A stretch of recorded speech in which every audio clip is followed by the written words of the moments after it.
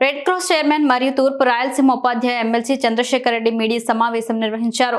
ఈ సందర్భంగా ఆయన మాట్లాడుతూ నెల్లూరు రెడ్ క్రాస్ సంస్థ తలసేమియాతో బాధపడుతూ ఉన్న రాష్ట్రంలో 350 మందికి ఈ రోజు నెల్లూరు రెడ్ క్రాస్ సంస్థ బోన్ మ్యారో ట్రాన్స్మిషన్ కోసం హెచ్ఎల్ఏ టెస్ట్ నిర్వహించిందన్నారు. ఈ ప్రాజెక్టు 4 సంవత్సరాల క్రితం నుంచి 110 మంది పిల్లల్ని మనం కాపాడుకుంటూ వస్తూ ఉన్నామన్నారు. ఈ బ్లడ్ ట్రాన్స్ఫర్మేషన్ రెగ్యులర్గా పిల్లలకి సైడ్ ఎఫెక్ట్ రావటం, వారి యొక్క జీవితకాలం 20 సంవత్సరాలు దాటడానికి అవకాశం ఉండటం లేదన్నారు. అందుకని వారికి permanent cure bone marrow transformation చేయించాలని, బోన్ మ్యారో చేయిస్తే తప్ప వాళ్ళకి రికవరీ అవటానికి ఛాన్స్ ఉండదని అన్నారు. బోన్ మ్యారో చేయించుకోవడం అన్నది చాలా కష్టసాధ్యమైనటువంటి విషయమని ఎమ్మెల్సీ అన్నారు.